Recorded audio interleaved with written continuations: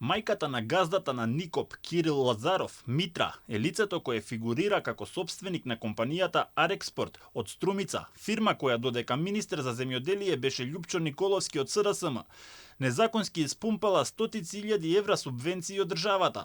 ВМРО ДПМН објави нови детали од аферата, која ја обелодени министерот Трипуновски, според која две компании незаконски земале над 700.000 евра на име субвенции, иако немале засадени ниту едно семе на земјиштето што го добиле од државата.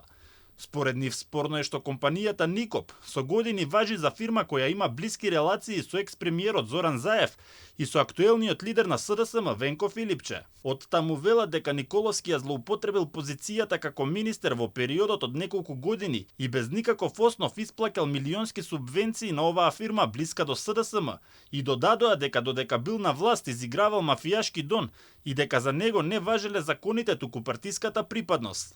Љупчо Дон Николовски склучил низа договори со фирмата Арекспорт од Струмица за давање под закуп на државно земјоделско земјиште со површина од 1416 хектари. Да, 1416 хектари за фирма од Струмица. За истата таа фирма стои Митра Лазарова, мајка на Кирил Лазаров, газда на Никоп, главен тендерџија на СДС.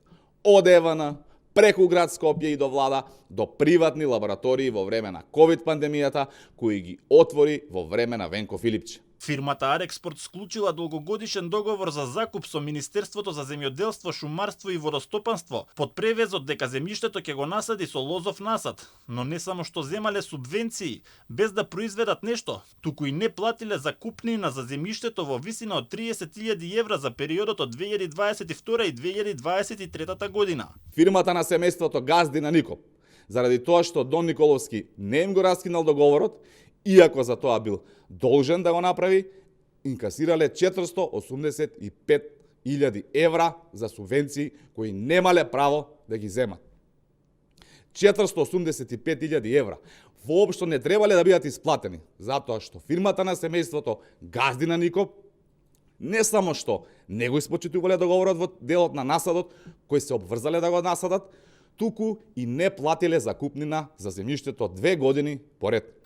Вчера министерот за земјоделие ќе објави документи со кои обелодени како неговиот претходник дозволил две фирми, една од Скопје, друга од Струмица, да не плаќаат закупнина, да не засадуваат ниту една семка и така додека земјата зјаела необработена, државни пари да им се слеваат како субвенции и да им легнуваат на сметка, исто како да произведуваат тони и тони земјоделски производи.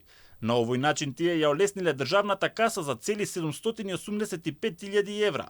Николовски се правдаше дека имало повеќе од 11.000 договори за закуп на земјиште и дека никој министер не можело да знае што се случува со секој поединечен договор.